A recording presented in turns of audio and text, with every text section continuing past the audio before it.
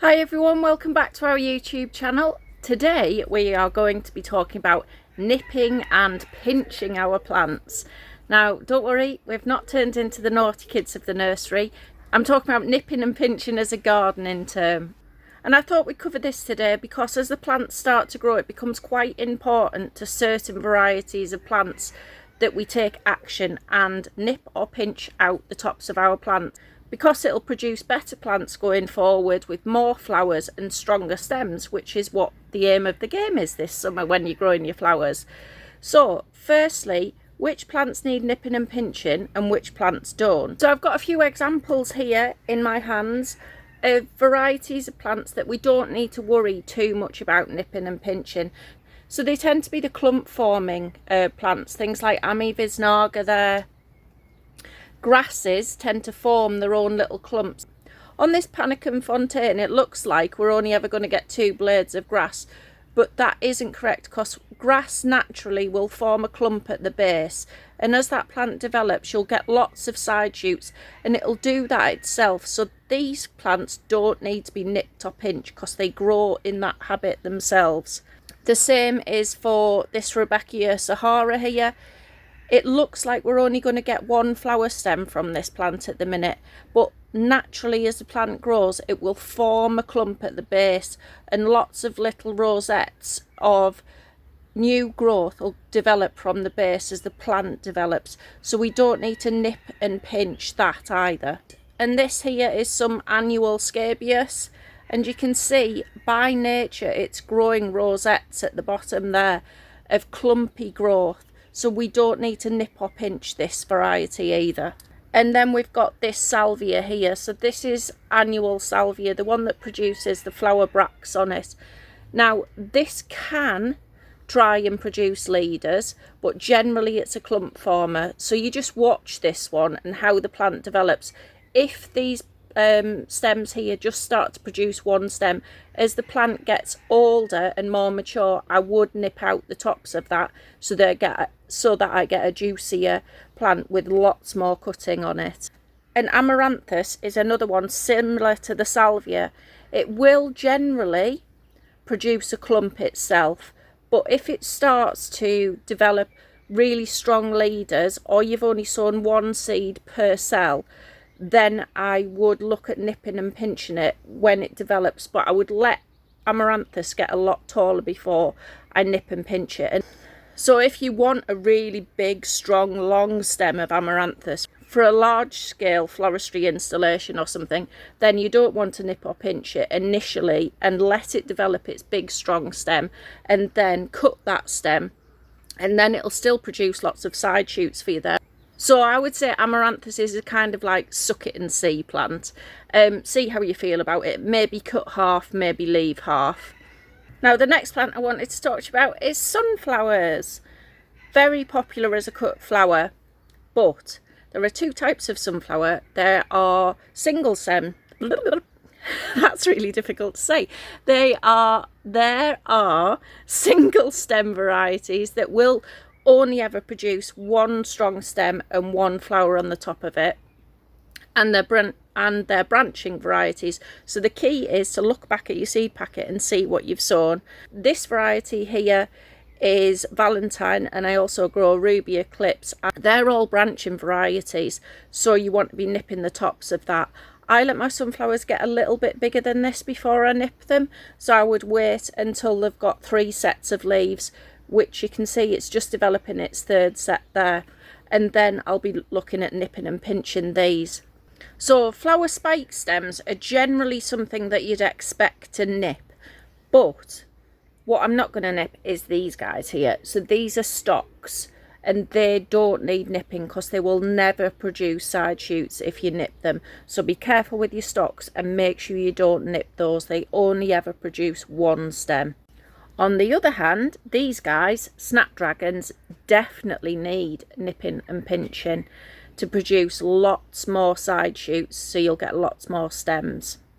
So let's take our first nip or pinch of a plant. So you can see here it's got its seed leaves and it's got a couple of sets of true leaves. Now the earlier you do this, really the better, but I sometimes forget. So I've got some in the field that I'll do, and I'll show you that you can do it a lot later when the plant's developed and it won't harm the plant at all. But best practice is that we do this earlier. So I'll close up there on the plant, and all I'm going to do is use my dirty fingernails and get the top of the plant there and nip it. And that's what I've taken out there. And hopefully you can see there in the middle what I've done. And what now will happen with this plant is from these points, it'll produce lots of branches. So we'll get more and more flowers than if we just let that one flower stem develop. So just in case you're panicking now that you haven't done this process when your plants were in pots, these are some snapdragons that have been planted out without nipping and pinching. Now you can see here they are already starting to produce side shoots of their own accord. But I am still going to nip the top of this variety to continue that process and make sure all the plant's energy is going into these side shoots rather than this top leader. So I'm just going to put my fingers in there and nip that out. So don't panic if you have forgotten to do it, because you can just do it now. Other plants that we have to do this process with are zinnias. Now you can see here, these are zinnias that have been potted up from our plug plants into 9cm pots. And we've now got one set there. That was where its seed leaves came, and it's already starting to produce some extra side growth from there. And then we've got a leaf joint there. And hopefully you can just see in there, it's starting to produce a side stem. And then it's got another set of leaves, and then the middle section. And what I'm going to do is just take my snips under that middle section and snip there. That looks awful, doesn't it? But believe me, it's worth it, because now all the plant's energy is going to go into these leaf nodes here and produce side shoots. So we're going to get side shoots developing at this leaf joint, this one, and the top one. So you can see there, we're giving the plant a lot more potential to produce a lot more flower stems. So as awful as it looks, it is worth it. So I thought it'd be beneficial to show you this process with lots of different types of plant, because the plants grow in different ways and the leaves look slightly different. So here we've got a helichrysum or straw flower. So you can see there was obviously 2 seeds in here. So this has been potted on now, and it's been growing happily in this pot. And you can see it's getting quite tall. So what I'm going to do with this one is, you can do this with your fingernails, but I thought it was easier to show you with the snips, is go inside 2 of the leaves there and snip. And then I'll do the same on this side, snip. Don't panic if you get the odd leaf, it won't matter.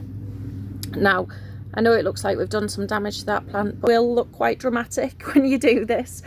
But we've got all these leaf joints that now that plant is going to put all of its energy into bushing out. So if you're growing cut flowers, I bet you're growing some of these as well. Cosmos. Now Cosmos is definitely one that will reach for the skies if you let it. So I'm going to deal with this guy now, and I'm going to put my snips in there. I've left it 4 leaf joints there to shoot away from, and that is what I've taken off there. So still lots of potential growth there for it to shoot away from, but we've removed this leader, which would have just tried to produce its first flower. It would have branched eventually itself anyway, but this way, yes, we'll delay the first flower bud, but what we'll do is we'll get a larger amount of flowers quicker than if we'd let this one develop and then cut it and then let all these ones come after. We've already started that process of the plant releasing the hormones in it to say, oh, my leader's gone, I need to start producing extra side shoots. So that process will start happening a lot quicker because we've done it when the plant was a lot younger. Now, annual phlox is a sneaky little devil, because it's a variety that when you look at it as a fully established plant, you would think that it branches itself naturally, which it can, but if it's really hot spring, like it has been this year in the UK, it will try and produce a leader. You can probably just see there, this plant's trying to produce a leader there. And what we actually want is, again, lots of little rosettes of side shoots to come out so that we get lots more flowers. So even though this phlox looks really small, I'm going to nip it now. And I'm going to just put my fingers in there. And that there is what I've taken out. And that is how the plant looks now. And all these leaf joints will now start to shoot away and produce extra stems. So you can see behind me here, all of our dahlia seedlings are now growing on into the 9cm pots. If I take this one, because it's the tallest one and it's easier to show you, that there is growing on, and you can see all these leaf joints that it's now putting out. So the dahlias that we grow for cut flowers produce very large, very tall plants. Now we need to make those plants as strong as we possibly can to stand up to wind and such like. And we also want them to have lots and lots of side shoots so that they produce lots more flowers for us. Now how we do that is by nipping and pinching again. You can see there on that plant, it's got its one leader branch. Now we don't want that. If we leave that, it's just going to grow and grow and grow and grow and grow. We'll get one amazingly fabulous big flower, but the plant base will be left quite weak and quite exposed to the elements. And what we want is it to be really chunky at the base to stabilise the plant and produce more and more growth. So these dahlias are going to get nipped as well. At this stage, straight in the middle, and that there's what I've removed, which looks really severe. But I'll show you what happens. So there we go, that's one that was nipped about 10 days ago now. And look how much chunkier the foliage is around the base there. It's just a lot more of a substantial, stable plant going forward. So we've given it the best start we possibly can. And that one is nearly ready to get planted out. There we go, that's the end of today's video on nipping and pinching. So in a few weeks' time, our zinnias and snapdragons and everything that we've nipped and pinched today will produce us a lot more stems, and they'll be a lot better, stronger plant for what we've done. Even though you might feel a little bit sorry for them initially, you really do get better, stronger flower stems from your plants if you do this process. I hope this video has given you a little bit of confidence in nipping and pinching and how we do it and why we do it. Why is it beneficial? Hopefully I've explained that to you. And if you've enjoyed the video, it'd be lovely if you like and subscribe.